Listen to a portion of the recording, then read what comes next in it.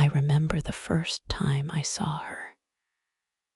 She was standing at the front desk, holding her resume with shaking hands. Her eyes were wide, nervous, like someone who didn't believe she belonged. She had no experience, no fancy degree, but something about her made me stop.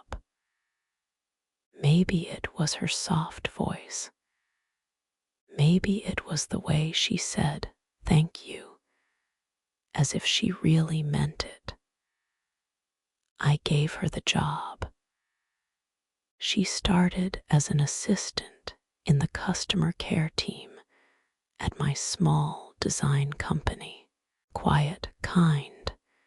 She stayed late, took extra shifts, always said yes, even when she was clearly tired. And I liked her more than just an employee. She reminded me of myself when I was younger and still hopeful. So I helped her. I mentored her. I gave her advice. I even bought her a new coat when I saw her shivering at the bus stop one rainy evening. "Don't worry about paying me back," I said. She cried. And from that moment, I thought I had earned her loyalty. I was wrong. It started small. My husband, Dan, began asking about her.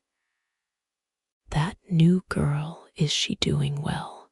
I didn't think much of it. He'd only met her once during a team dinner. But then it happened again. And again. "She seems smart. She's got potential. She reminds me of you." I smiled.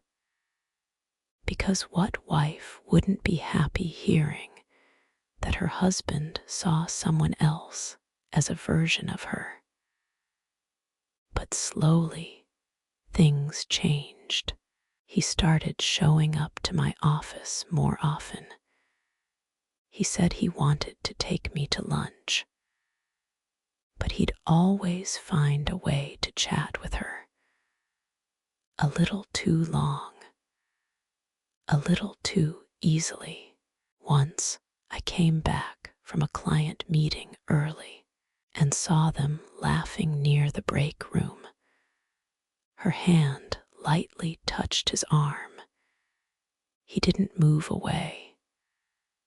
Something in my stomach shifted, but I told myself, don't be that kind of woman. Don't be jealous. Don't be paranoid. So I stayed silent. Then one Monday morning, she resigned. No warning, no explanation, just a short email. "Thank you for everything. I'm moving on to new opportunities." I was surprised, but I didn't stop her. I even sent her off with a bouquet and a handwritten note. She cried again. She always cried. 3 weeks later, Dan told me he was traveling for work. A short conference in another city. Only 2 nights.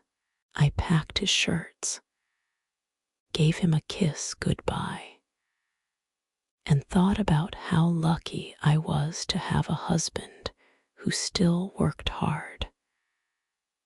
That night, I couldn't sleep. Not because I suspected anything, but because something inside me felt hollow.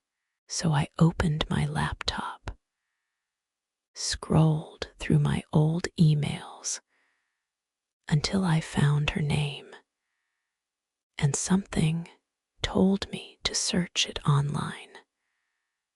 I typed her full name into Google Just curiosity, I told myself.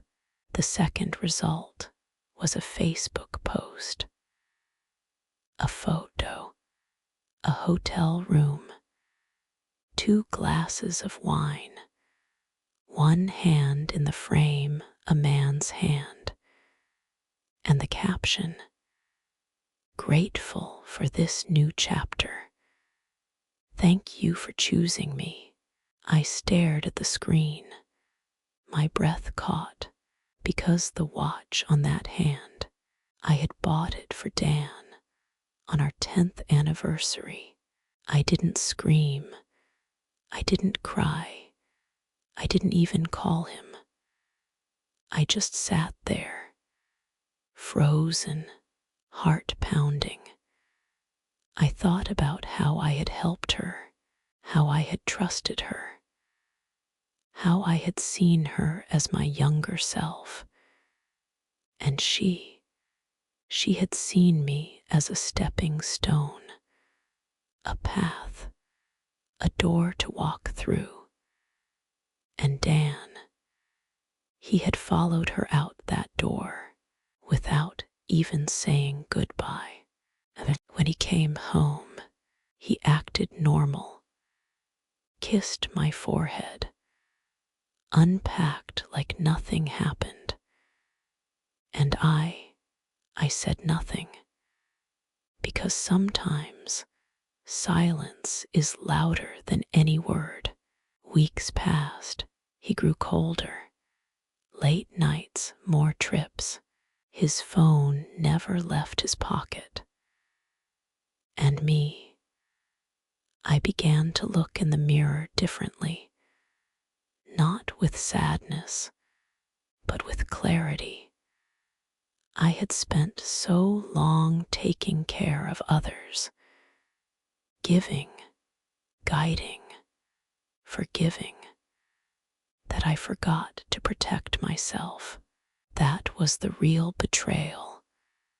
Not her, not even him, but me, for not listening to my own instincts, for doubting my own feelings, for thinking kindness would guarantee loyalty. One evening, I sat on the balcony with a cup of tea. The city lights blinked below, and I thought, what do I do now? And the answer came quietly. I begin again, not because I'm broken, but because I'm still whole, because I still have me. I moved out 2 months later. No drama, no yelling, just a short note. Thank you for everything. I'm moving on to new opportunities. I hope she read it. I hope she recognized the words. And I hope one day she understands what it means to truly be chosen, not just desired. Because love without respect is not love at all.